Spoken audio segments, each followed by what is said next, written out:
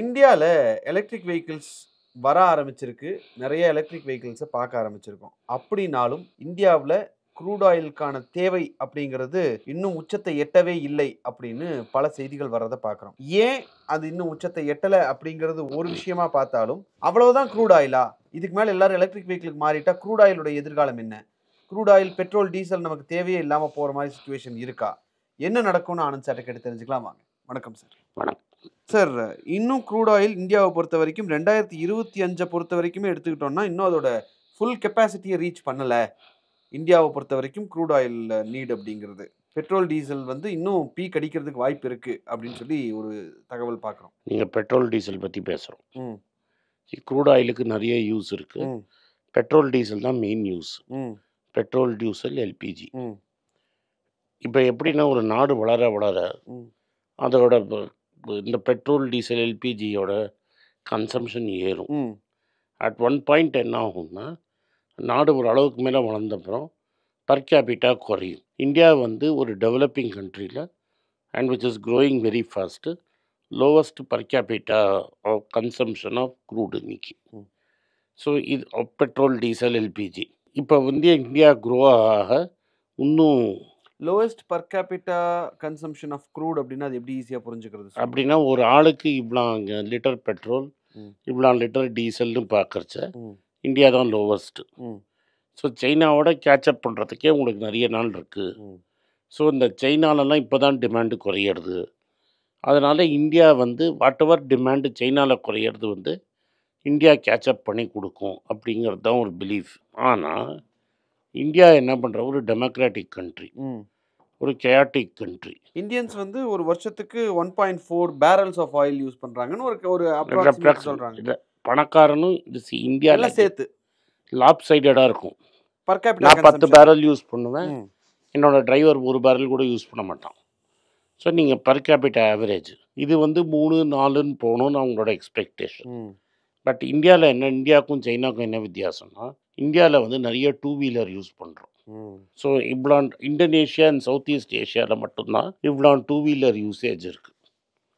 But and three wheeler usage, auto and scooter, motor cycle. But இந்தியாவில் இப்போ இந்த auto sales நீங்கள் பார்த்தீங்கன்னா என்ன ஆகிட்டு இருக்குன்னா, மோட்டார் சைக்கிள் சேல்ஸ் ஃப்ளாட் ஆகி டிக்ளைன் ஆகுது. ம். ம். ஹை அண்ட் பைக்ஸ் கொஞ்சம் விற்கிறது ஒன்றும் அதை காட்டாது. Overall market motorcycle sales வந்து ஃப்ளாட்டன் அவுட் ஆகிடுது, பெருசாக க்ரோத் இல்லை. ஆனால் scooter sales is growing. Yes. ரைட்டா? இதுக்கு பல காரணம் இருக்குது. ஏன்னா ladies can use scooters, ladies don't use motor cycles.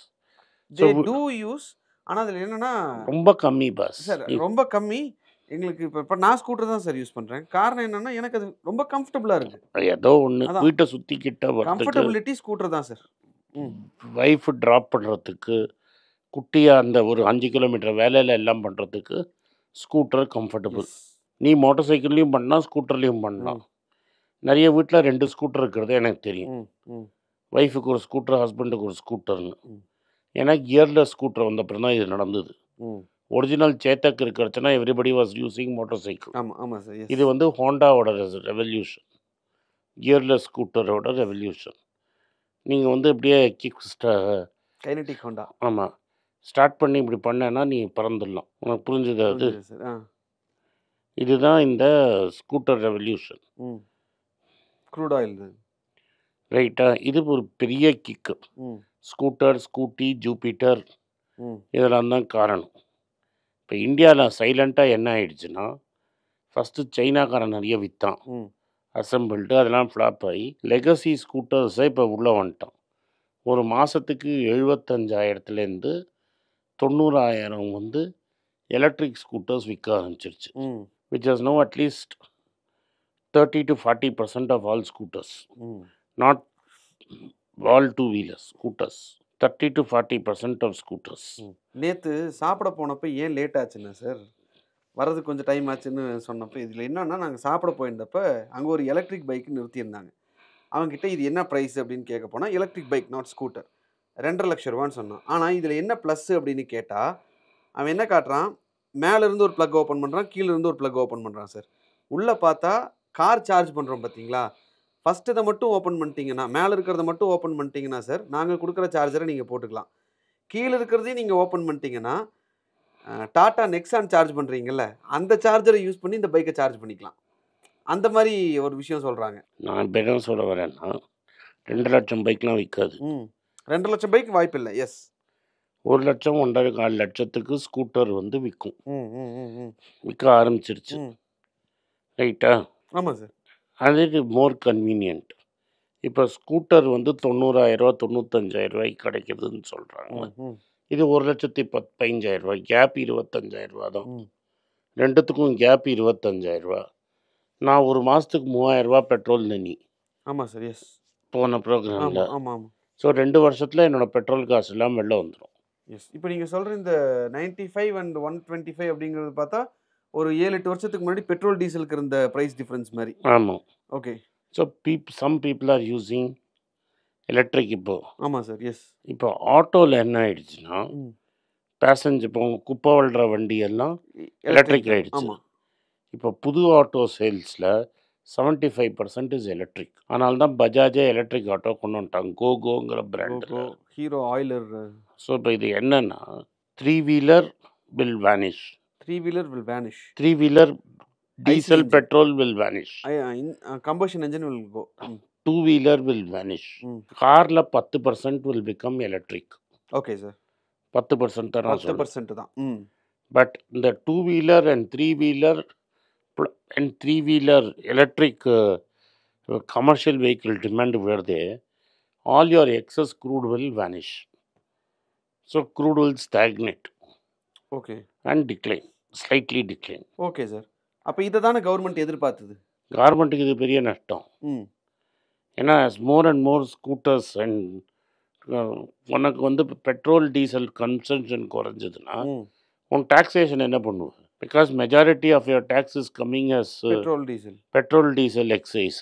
நான் பெட்ரோலும் டீசலும் வாங்கலைன்னா நான் எலக்ட்ரிக்கில் போயிட்டு அதுவும் நீ 100 யூனிட்ஸ் ஃப்ரீயாக கொடுக்குற அங்கே சொருகி நான் பண்ணிட்டு இருந்தேன்னா நீ என்ன பண்ணுவ? உண்மைதான் சார். 100 யூனிட் எனக்கு தெரிஞ்சு ஒரு பைக்கை சார்ஜ் பண்ணுறதுக்கு 4 யூனிட் தேவைப்படுது.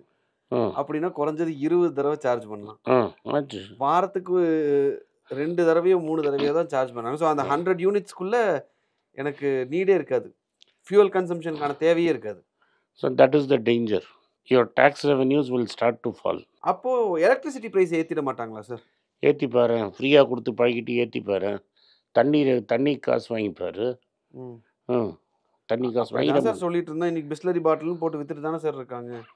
பஸ் இது இந்த தண்ணி இல்லை எல்லாரும் நீ திரும்பி இலைட்டாக பார்க்குற. என் டிரைவர் பிஸ்லரி வாங்கி குடிப்பானா? டெய்லி இல்லை சார், என்னைக்காவது ஒரு நாள்னாலும். முன்னாடி எல்லாம் வந்து பஸ் இது டெய்லி மேட்டர் பாஸ். டெய்லி வீட்டில் கார்பரேஷன் தண்ணி ஊற்றுறான்ல அதுக்கு ஒரு பக்கெட்டுக்கு 5 ரூபா வாங்க சொல்லலாம் பார்க்குறேன். அது நடக்கும். அரசாங்கம் அடுத்த நாள் போயிடும், டெபாசிட் போயிடும். நீ பவரை ஃப்ரீயாக கொடுத்து பழகி இருக்கிற ஃபார்மர்லேருந்து எல்லாருக்கும். ஊரில் என்ன பண்ணுவான்? ஃபார்ம்லேருந்து எடுத்து இப்படி சொருவான். கொக்கி போடுறதெல்லாம் சொல்லுவாங்க. கொக்கி போட்டு எடுப்பான். So this will affect 2 wheeler 3 wheeler and 10% of 4 wheeler will hurt demand. Sir என்னுடைய அண்டர்ஸ்டாண்டிங்காக கேட்குறேன். இப்போ நான் வந்து எலக்ட்ரிசிட்டி வாங்கிட்டேன். இப்போ 100 வண்டி இருக்குது சார். இன்னைக்கு 10 வண்டி தான் ஈவியில் போகிறதா இருக்குது. நாளைக்கு 70 வண்டி ஈவியில் போயிடும். 5 வருஷத்துல போயிடும். ஆயிடுச்சுன்னு வச்சுக்கிறேன். அப்போ எனக்கு எலக்ட்ரிசிட்டி கன்சம்ஷன் அப்படிங்கிறது ஜாஸ்தி ஆகும். பெட்ரோல் டீசலோட கன்சம்ஷன் குறையும். பெட்ரோல் டீசல் விலையை நீ ஏற்றலாம். ஏன்னா சில பேர் தான் போடுவான், எப்போது தான் போடுவான். எலக்ட்ரிசிட்டி ஏற்றினா தாய்மார்கள் வெளில ரோட்டில் நிற்பான். அப்போ இது பெரிய பிரச்சனையாக மாறுமே? டெஃபினட்டாக மாறப்போகுது. அப்போ இவி ரெவல்யூஷன் ஒன்று வர்றது அடுத்த லெவலில் பெரிய ப்ராப்ளம் டெஃபினட்டாக கொண்டு வரப்போகுது. It is not car problem. கார்லேயும் இப்போ என்ன ப்ராப்ளம்னா உன் காரை எடுத்துட்டு நீ எவ்வளோ வாட்டி கோயம்புத்தூர் போகிற? வருஷத்துக்கு 2 தடவை சார். இப்போ சிட்டிக்குள்ளே நீ யூஸ் பண்ணுறதுக்கு இவி கார் இருந்தால் உனக்கு என்ன போதும்? அது இருந்தால் போதும் சார். அப்புறம் சின்னதாக ஒரு கார் இருந்ததுன்னா போதும். நான் ஊருக்கு போகிறது ட்ரெயின்லேயும் பஸ்லேயும் போயிட்டு வந்துடுவேன். அப்புறம் பிரச்சனையே அங்கே தான் போகுது. ஸோ இப்போதைக்கு என்ன நீ நினைக்கிற? It is only cost of car. ஆமாம். 10 லட்ச ரூபாய்க்கு இவி கார் கொடுத்தா நீ வாங்கிட்டு போய்டு. உண்மைதான் சார். அங்கே வந்துடும். எனக்கு நீங்கள் சார்ஜிங் இன்ஃப்ராஸ்ட்ரக்சர் இருந்ததுன்னா என்ன சார்ஜிங் வீட்லேயே சார்ஜ் பண்ணுவீங்க. நீங்கள் பஞ்சுன்னு ஒரு வண்டி இருக்குது, எனக்கு என்ன வேலைன்னு தெரில. அந்த பஞ்சு இவியை நீ வீட்டில் சார்ஜ் பண்ணிக்கலாம். 200 கிலோமீட்டர் போகும். நீ என்ன 200 கிலோமீட்டர் டெய்லி ஓட்டுறியா? அவ்வளோலாம் அப்புறம் என்ன சார்ஜிங் இன்ஃப்ராஸ்ட்ரக்சரு? வெளியே போனோம்னா தேவைன்னு ஒன்று இருக்கும்ல சார். பாஸ் நீ வந்து இப்போ ஐடி சென்டரில் ஒர்க் பண்ணுறேன்னா அங்கே சார்ஜ் பண்ணிக்கலாம், வீட்டில் சார்ஜ் பண்ணிக்கலாம். எவ்ரி 30 கிலோமீட்டர் ஒரு சார்ஜிங் ஸ்டேஷன் இருக்குது. மெட்ராஸ் டு ட்ரிச்சி. அப்படின்னா என்ன ப்ராப்ளம்? அப்போ நீ இது பிரச்சனை இல்லை சார். அங்கே தான் வந்துட்டான். இன்னும் எலக்ட்ரிசிட்டிக்கு இவி வெஹிக்கிள் நாங்கள் பெருசாக கான்சென்ட்ரேட் பண்ணாதனால எவ்ரி 30 கிலோமீட்டர்ஸ் வந்துருச்சா அப்படின்றத கவனிக்கல. நான் ஒருத்தன் சேலம்லேருந்து வரான், எனக்கு தெரியும். அதான். ஸோ அப்போ நாங்கள் இதை எப்போ கவனிக்க ஆரம்பிப்போம் அப்படின்னா, இவி வெஹிக்கிள் வாங்கலாமா, கார் வாங்கலாமான்னு யோசிக்கும் போது தான் எங்கெங்கெல்லாம் இவி சார்ஜிங் ஸ்டேஷன் இருக்கு பஸ் நாங்கள் நீ மேப்ல தேட உனக்காச்சும் தேவையே வேண்டாம். ம். உனக்கு 250 கிலோமீட்டர் சிட்டிக்குள்ளே இருக்குன்னா ம். உனக்கு 250 கிலோமீட்டர் மேலேயா நீ ஓட்ட போகிற? இல்லை சார். அப்புறம் ஓகே. அப்போ இவி ரெவல்யூஷன்ல அடுத்த பாம் வந்து எலக்ட்ரிசிட்டி பிரைஸ்ல தான் வெடிக்க போகுது. டெஃபினட்டாக வெடிக்கும். நீ அதை மாற்று கருத்தே வேணாம். இது பிரைவேட் பிளேயர்ஸை உள்ள விடுவாங்களா சார்? இதில் இவி ஐ மீன் இதில் எலக்ட்ரிசிட்டி விட்டாங்கன்னா கவர்மெண்ட் இழுத்து பூட்டி நவத்தால் பூட்டு தான் போடணும். எப்படி கவர்மெண்ட் விட முடியும்? கவர்மெண்ட் வந்து என்ன பண்ணுறான், நார்மலாக பிஸ்னஸில் எப்படின்னா யார் நன்னியாக கன்சியூம் பண்ணுறானோ அவனுக்கு சீப்பாக கொடுப்பான், volume discount. Volume discount. Yes. யார் கம்மியாக வாங்குறானோ அவனுக்கு ஜாஸ்தி ரேட்டு போடுவான். ஓகே. எனக்கு இந்த வருஷத்துக்கு 10,000 யூனிட் வேணும். இந்த 10,000 யூனிட்டுக்கு நான் பணத்தை கட்டிடுறேன் அப்படின்னா எனக்கு ஒரு அமௌண்ட்டு. மாதம் மாதம் 500 யூனிட்டுக்கு மட்டும் நான் கட்டுறேன், எனக்கு எவ்வளோ வருதோ அதை மட்டும் கட்டுறேன் அப்படின்னா எனக்கு ஒரு யூனிட். அப்போ நான் என்ன பண்ணுவேன், நான் இப்போ ஹையஸ்ட் ப்ராக்கெட்டில் இருப்பேன் டொமஸ்டிக்கில், 12 ரூபா 15 ரூபா எதுலையோ. நான் என்ன சொன்னேன், நாமலாம் கேல்குலேட் பண்ணி ஃபஸ்ட் ஆஃப் ஜான்வரியே செக் போட்டு கையில் கொடுத்துட்டேன். நெக்ஸ்ட் 12 மந்த்ஸுக்கு எனக்கு 5 ரூபாய்க்கு கொடுத்துட்டு போயிடுவான் தான் அவன். அப்போ எப்படி நீ கிராஸ் சப்சிடைஸ் பண்ணுவேன்? ஆல்ரெடி கிராஸ் சப்சிடைஸ் பண்ணியே லாஸு. ஸோ ப்ரைவேட் பார்ட்டி வந்தால் 7 ரூபா 8 ரூபாய்க்கு பவர் விற்பான். என்ன மாதிரி ஆள் 8 ரூபாய்க்கு ஹாப்பியாக வாங்கிட்டு போயிடுவான். உன்னோட கீழே இருக்கிறவன் 100 யூனிட்டுக்கு 1000 ரூபா கொடுன்னா சும்மா இருப்பானா? Okay sir. இன்றைக்கி எலக்ட்ரிக் வெஹிக்கிள் வர்றது கொஞ்சம் ஜாலியாக, ஓகே எனக்கு பெட்ரோல் போடுற வேலை மிச்சம் அப்படின்னு ஒரு தாட். ப்ரைவேட் பெயர் 100 ரூபாய்க்கு 1000 ரூபா கொடுப்பானா? கொடுத்து தான் ஆனும். ஆனால் அடிதடி சண்டை வரும், கவர்மெண்ட் ரெண்டு தோற்று போகும். Okay sir, fine. So electric vehicle எலக்ட்ரிசிட்டியில் 3 வேணும்: power generation, power transmission, power distribution. ஜெனரேஷனில் ஆல்ரெடி ப்ரைவேட் பார்ட்டி இருக்கான், எவ்வளோ வேணால் ஜென்ரேட் பண்ணி கொடுப்பான். இவன் எங்கே டிரான்ஸ்மிஷனுக்கு கவர்மெண்ட்டை வந்து சைக்கிளிங் சார்ஜஸ்னு பேர், 80 பைசா 90 பைசா கொண்டு வந்துடுவான். 1 கிலோமீட்டருக்கு இவ்வளோன்னு சொல்லி கொண்டு வந்துடுவான். 90 பைசா ஆகும், கொண்டு வந்து வீட்டு வாசலில் வச்சுருவான். கடைசி டிஸ்ட்ரிபியூஷனில் தான் ப்ராப்ளம். நான் 8000 ரூபாய் கொடுத்து வாங்கிடுவேன். அப்போ டிஎன்பியும் டாட்டாவும் இருக்கான். டாட்டா 9 ரூபாங்கிறான். நான் டக்குன்னு டாட்டாவுக்கு போயிட்டேன்னா இபிக்கு 12 ரூபா ரெவென்யூ போச்சு. ஸோ அந்த all high paying clients will go to private player. யார் வில் பி லெஃப்ட் வந்து 100 யூனிட் ஆள் தான் இருப்பாங்க. ஓகே. எனக்கு மாதத்துக்கு ஒரு மாதத்துக்கே 2 ஐ மீன் ஒரு பில்லுக்கே நான் ப்ரீபெய்டு மட்டும் இருப்பாங்க. எஸ். போஸ்ட் பெய்டெல்லாம் போயிடுவான். அவ்வளோதான் உனக்கு புரியணும்னா. Okay sir, fine. ப்ரீபெய்டெல்லாம் இருப்பாங்க, போஸ்ட் பெய்டெல்லாம் போயிடுவாங்க. Okay, understood. மாதம் 2000 ரூபா ஆர்ப்பு கொடுக்குறவனா போயிடுவான். 200 ரூபா ஆர்ப்பு மட்டும் இங்கே இருப்பான். என்ன ஆகும் இப்போ? ஸோ கன்சம்ஷன் எங்கே ஜாஸ்தியாக இருக்கோ அதெல்லாம் ப்ரைவேட்டுக்கு போயிடும். ஆமாம், போகாது, திறந்து விட்டால் போயிடும். ஸோ அண்ட் எல்லா ஸ்டேட் கவர்மெண்ட்டுக்குமே எலக்ட்ரிசிட்டிங்கிறது ஒரு பெரிய கேஷ்கோ. ட்ரான்ஸ்ஃபருக்கு காசு, ரைட்டாக கோல் வாங்குறதுல காசு, ப்ரொக்யூர்மெண்ட்டில் காசு, வேலை போட்டு கொடுக்கறதுல காசு, இதெல்லாம் போயிடும். இதெல்லாம் ரெண்ட் சீக்கிங், இதெல்லாம் போயிடும். Right sir. So electric vehicle பார்க்குறதுக்கு டிரான்ஸ்போர்ட்டும் எலக்ட்ரிசிட்டியும் ப்ரைவேட்டைஸ் பண்ணிட்டா ஸ்டேட் கவர்மெண்ட்டுக்கு ரோலே கிடையாது. என்ன ரோல் இருக்குது இந்தியா ஃபுல்லாக? அதுதான். ஆமாம், டிரான்ஸ்போர்ட் தூக்கிட்ட, எலக்ட்ரிசிட்டி தூக்கிட்ட, ஸ்டேட் கவர்மெண்ட்டுக்கு என்ன ரோலு? போலீஸ்காரன் மட்டும்தான் role. Okay sir. So electric bikes எல்லாம் நிறையா வந்துக்கிட்டு இருக்கு. நாங்கள் ஜாலியாக அடுத்தடுத்த பைக்ஸ் வரும், பெட்ரோல் போடுற வேலை மிச்சம் அப்படின்னு நினச்சா அடுத்தது பெரிய வெடிகுண்டா ஒன்று வெயிட் பண்ணிட்டு இருக்கும் போல் இருக்கு. அதை வெயிட் பண்ணி தான் பார்க்கணும். நீங்கள் சொல்கிறத பார்த்தாலும் கொஞ்சம் பயமாக தான். ஆனால் பெட்ரோல் உடனே டிமாண்டே போயிடாது. பெட்ரோல் ஒரு $40 நிற்கும். இப்போ ரீசெண்டாக காஸ்மோ ஃபிலிம்ஸ்னு ஒரு ஸ்டாக் ஒன்று ஏறி இருக்கு. ஏன்னா அதோட film making polymer, raw material crude விலை விழுந்தது, ஃபிலிம் விலை குறைஞ்சது, அவன் ப்ராஃபிட்ஸ் ஏறிடுச்சு. பாலிமர், இந்த பாலி காட்டன், இந்த ஷர்ட்டு கிட்டு எல்லாமே க்ரூட் லைன் வரும். So crude will not go to 100, 200. Crude will be between 30 and 40. Okay sir. 30 and 40ங்கிறது ரொம்ப ரீசனபிள் இப்போ இருக்கக்கூடிய சிச்சுவேஷனுக்குல. அது இப்போ 65லேருந்து இன்னும் குறையும். பட் கல்ஃப் கண்ட்ரீஸுக்கு அது பெரிய ப்ராப்ளம். எஸ். ஸோ அந்த மாதிரி சிச்சுவேஷனில் ஃப்ளைட்டோட ரேட்ஸும் குறைய ஆரம்பிக்குமா சார்? இப்போ 1/1 எலக்ட்ரிக் ஃப்ளைட்ஸ் இருக்குப்பா இப்போவே. எலக்ட்ரிக் ஃப்ளைட்ஸ் நீ மெட்ராஸ்லேயே ஐஐடியில் ஒரு ப்ரொஃபஸர் இருக்கார். எலக்ட்ரிக் கார்கோ ஃப்ளைட்ஸு டெஸ்ட் பண்ணிட்டு இருக்காங்க. ஸோ எல்லாமே எலக்ட்ரிக் போய்டும். Okay sir, fine. So electric அப்படிங்கிறது ஜாலியாக ஒரு வண்டி வந்துன்னு நல்லா இருக்குது, பெட்ரோல் போடுற வேலை மிச்சம் அப்படின்னு யோசிக்கிறோம். ஆனால் அதுக்கு பின்னாடி என்ன ஒரு பாம் இருக்குது, அது என்னைக்கு எக்ஸ்ப்ளோட் ஆகும்னு தெரியாமல் ஒரு பாம் ஒன்று இருக்குது அப்படின்றத தெளிவாக புரிகிற மாதிரி புரிய வச்சிங்க. நன்றி சார். நன்றி, வணக்கம். எனக்கு ஒரு விஷயத்தை அட்டென்ஷனுக்கு கொண்டு வந்திருக்காங்க. என்னோட ஏஐ ஜென்ரேட்டட் இமேஜை பார்த்து யாரோ ட்ரேடிங்க்கு பணம் கொடுத்து ஏமாந்துருக்காங்க. ப்ளீஸ், உங்களுக்கு நான் பல தடவை சொல்லிட்டேன், இப்பவும் சொல்கிறேன், நான் யார்கிட்டையும் பணம் டைரெக்டாக வாங்குறது இல்லை, அப்பாயின்மெண்ட் பார்க்குறதே கிடையாது.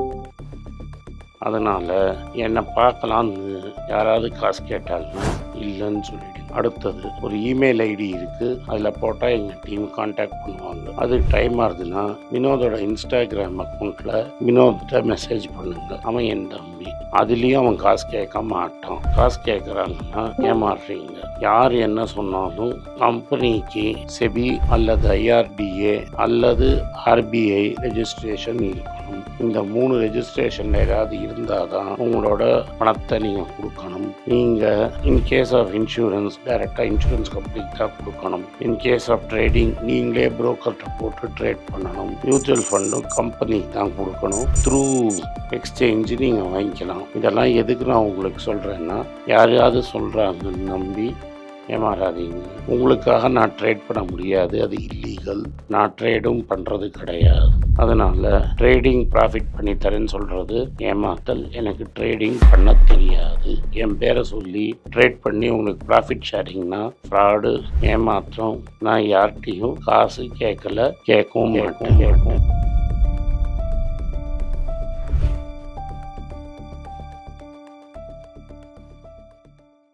மணி பேச்சுக்கு தனியாக ஒரு சேனல் இருக்குது, அது டெலிகிராஃப் சேனல். இது என்னோடய பர்சனல் சேனல். நான் என்ன நினைக்கிறேன், நான் தத்துவ பேச்சை பற்றி என்ன பேசுகிறேன், நான் பொருளாதாரத்தை பற்றி என்ன நினைக்கிறேன், ஜென்ரல் பொருளாதாரத்தை பற்றி நினைக்கிறேன், என் ஐடியாலஜியை பற்றி நான் என்ன நினைக்கிறேன், என்னோடய ஃபிலாசபி, என்னோடய நம்பிக்கை, ரமண மகரிஷி, சார்லி மங்கர் பற்றிலாம் என்ன நினைக்கிறேன்னு இதில் பேசுவேன். இதில் வீடியோ அப்டேட் அப்பப்போ வரும். நீங்கள் சப்ஸ்கிரைப் பண்ணிங்கன்னா என்ன நீங்கள் பர்சனலாக ஃபாலோ பண்ணுறீங்க. இது மணி பேச்சு இல்லை, இது இன்வெஸ்ட்மெண்ட் இல்லை.